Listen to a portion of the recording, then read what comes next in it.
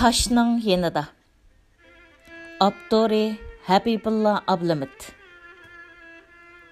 Yaqinqi zamanda mushu makan ichida ko'p insonlar bilmaydigan bir jo'grafiyada tarixiy unutilgan bir qavmning bir vatani bor ekan. Bu vatanda uzoq chog'lardan zamongacha ajoyib saltanatlik davlatlar qurilgan ekan. Ne sultanlar, bahodirlar, faylasuflar, olimlar kelib, qumdak ko'chib ketgan ekan. Kunlar, oylar, yillar, asrlar, karvonlardek cheksiz ufuqlar orasida g'oyib bo'lib, mana bugungi kunga kelganda ularning izlarini avlodlari topgan ekan. Ammo izlarini topgan bilan izlarda mengishqa jasorati yo'q ekan. Ularning barligini kundalik turmush halakchiligi asir olgan bo'lib, kelgusining qorong'uliklarini ko'raligidek hushyor emas ekan. Kelgusidagi tragediyalarni oldin ko'raliganlarimi chorsizlikdan doim o'tmishdan so'z ichib, masalalarning turlik tumanligidan besh qitib umidni yo'qotgan ekan.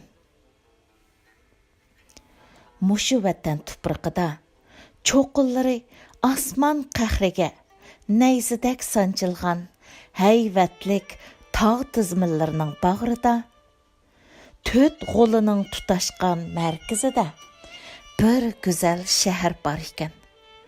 Bu shaharning janubiga joylashgan 3 mahallaning kesish eg'izida cho'ng o'stangning janubiy iqinidan 10 metr nerisidagi tomning to'da bir tosh bor ekan. Tosh beligicha qora tuproqning ostiga patrulgan bo'lib, yer yuziga chiqib turgan qismi taxminan 1 metr, kengligi 1,5 metr, qilinligi 30 santimetr atrofida ekan. Bu toshni kimlarning nima uchun bu do'qmishga qo'yganligini hech kim bilmaydi ekan.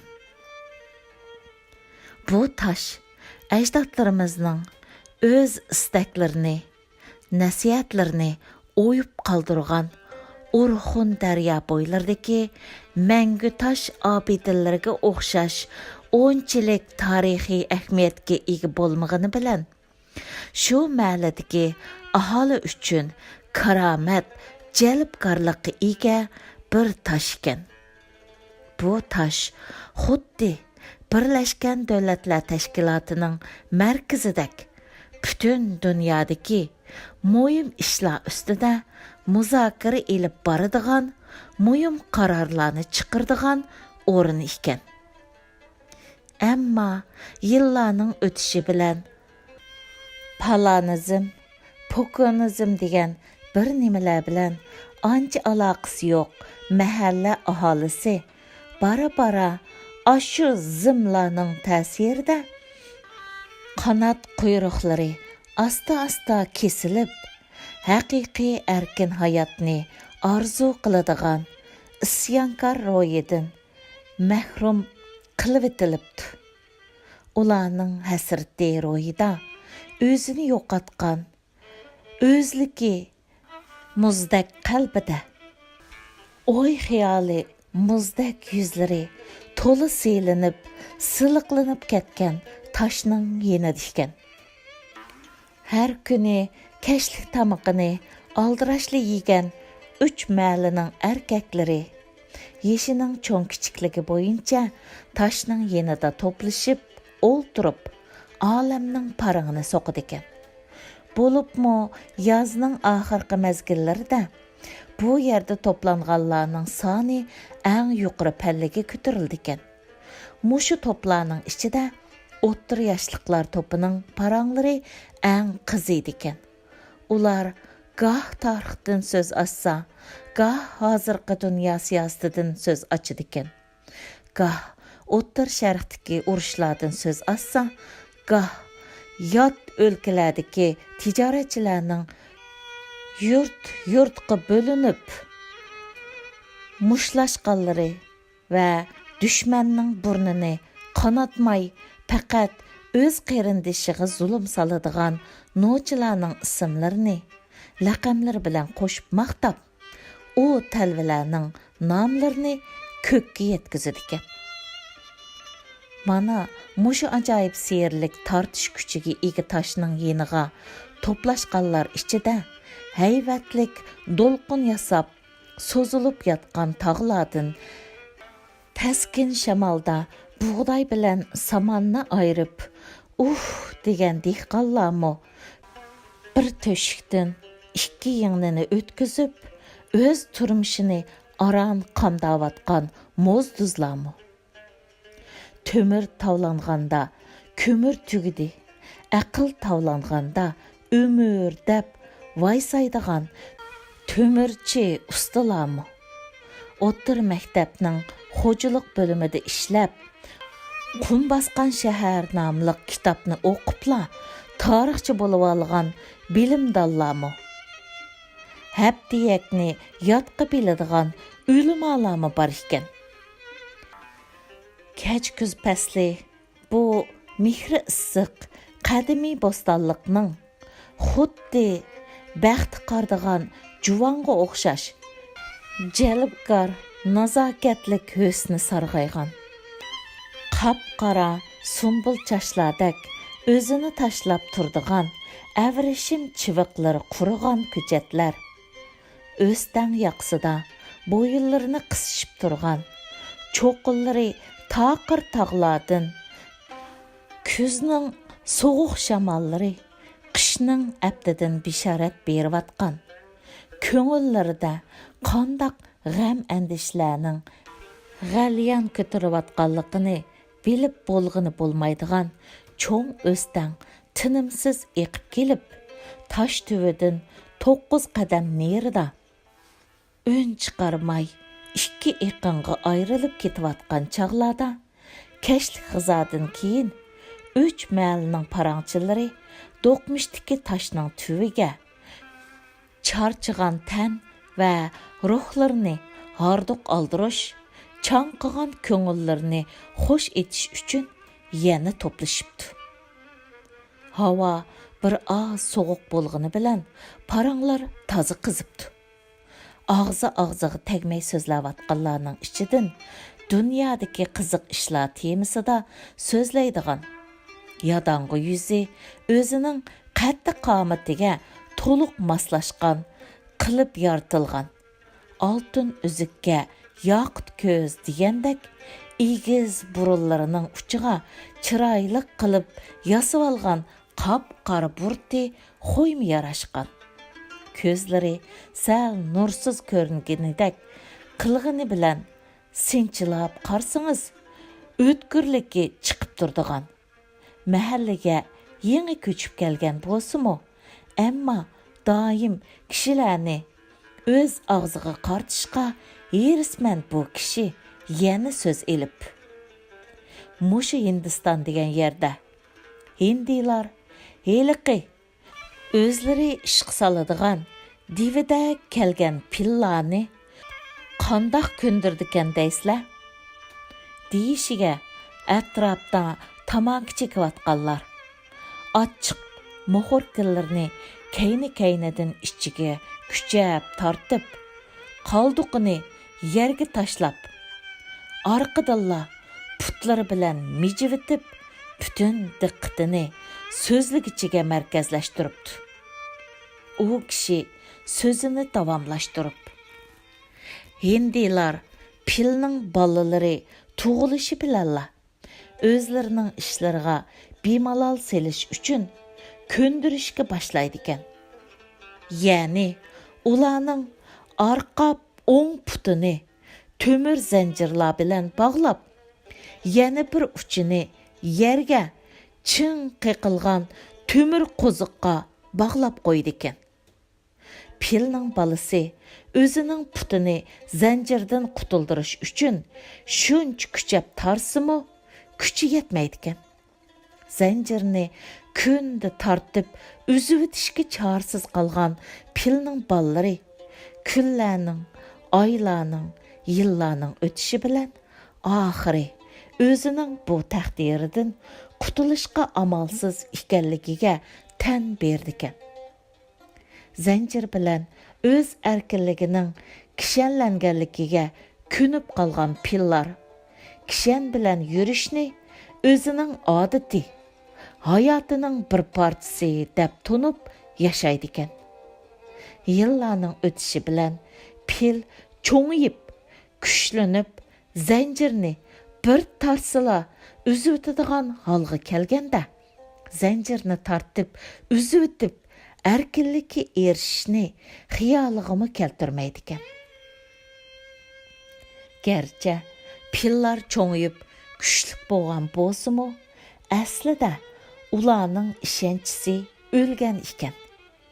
Hindilar pillarning ishonchisini, irodasini kichigidilla ana ashundaq usullar bilan sundirish orqali ularning bo'ynidan so'rab, o'zlari xohlagan ishga salolaydi ekan. Mana bu yerdagi masala kuchda emas, irodada ekan, deb hikoyani oxirlashtiribdi. Bu hikoyaning maqsadini tushunmagan ko'pchilik hindilarning pilni ko'ndirishdagi aqliga barikalla aytishib, oxirini chaqchaqqa aylantirishib o'tibdi. Bir qo'pib to'mirchini ko'zitib turib, Hindistonga berib, zanjir so'qsang bo'lg'idak desa, yana bir qo'pib yenida o'ltirgan savdogarni ko'zitib, Hindistonga zanjir opirib, pilning tishiga tegissang bo'lg'idak deb kulishibdi. Bu qiziqchilik asta-asta besiqqandan keyin Мәлінің o'limasimi bu so'ringa husn qo'shish uchun bir hikoyani boshlabdi. Saidiya xonligining oxirgi mezgillarida Isoqiya sulikiga tava bo'lgan qora tog'liqlardan bir sayyora savdogar Xotanning qoshdishi bezaklari bilan yakanning yipak ro'mollarini Qashqarga akilib setib, uning o'rniga Qashqarning o'tük, mas kalashlarni olg'il kepti. O'tda qizib ketgan bozorni aralab, qaylab qo'y, qosh ko'zingning to'psini qiqivitib qaylab qo'y, qaylag'anga pul olmayman, bugun olmay at kelsang yo'q deyman, endi ketsam kelmayman deb milich mallarni setavatgan gapdan ushshaq savdogarlar orasida ketavatsa, ishqiya sulikiga tava bo'lgan oq tog'liqlardan bir kishi savdogarning yetilab ketavatgan eshigining chulviriga esilibla, bu mada eshak meningki, nega ilib mangmoqchisan deb mutahamlik qipti. Eshakning egisi, hey yolg'onchi kazzab, bu nadimi sening eshiging bo'lsin? Bu eshak mening. Uning ustiga bu eshak mada emas. Hanga? Ko'rmadingmi? Chatirqidikini debdi. Mana mushundaq talash tartishda bu yer bir damdala odam dengiziga aylanibdi. Dal mush chog'da qutbol aqtab bir buzrukvarimiz kelyapti degan ovozlari atrofga yangrabdi.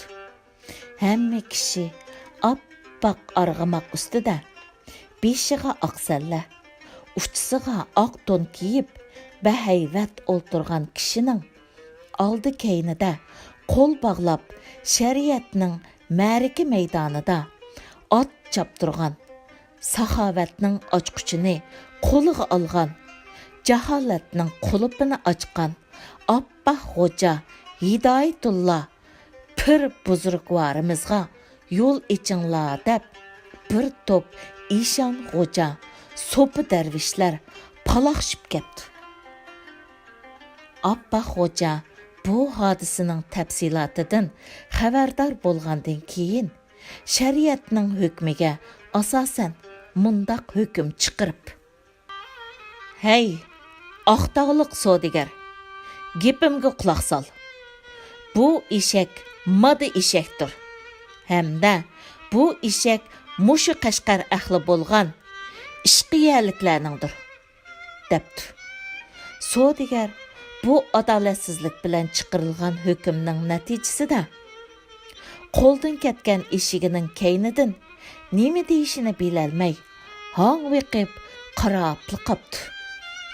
Ondan Abba xo'ja uning quliqiga: "Hey, qartog'liq, har ikkilimizga noyitim ro'shan ayonki, u eshak hangidir, hamda sening eshigingdir. Lekin qora tog'liq ishoqiyaliklar mening orqamda moda eshak bilan hangi eshakni ayirmaydigan, men nima desam tamoman to'g'ri deb qo'l bog'lab turadigan 10 minglagan ishon, g'o'ja, so'pa darvishlarimning borligini hargiz unutib qolmasin," debdi. Hikoyani anglagan atrofdagilarning ko'zlarida shubhalik bulutlar agibdi. Toshning yanida o'ltirganlar hamma narsaga parvosiz, tartibsiz, qo'pol, asta muomala qiladigan bir jamoat bo'lg'achqa, ularning tafakkurimi shunchalik qalaymaqon, zidlik bilan to'lgan ekan. Ichidagi hushyor kishilarning fikrlariga erangishmaydi ekan. Ularning o'zlariga bo'lgan ishonchisi kamchil bo'lg'achqa, har vaqt miskin yashasimi, faqatla mushu toshning yenida olamning paranglarini qilib, o'yin chaqchaq bilan ko'ngillarni amin topqizadi ekan. Mana bugun bu anglagan qisqa ikki hikoya ularning tafakkurini bir oz g'idiqlaganmi qandoq? Odamning demini siqadigan bir tushuncha ularning qalbini ichish turibdi. Bu tushunchalardan urkiganlik uchun ularning chiroyi xuddi ashu yenidagi toshdek sovuq ham jonsiz ko'rinibdi. Chunki tushuncha azobliq taqdirdanmi keladi-da.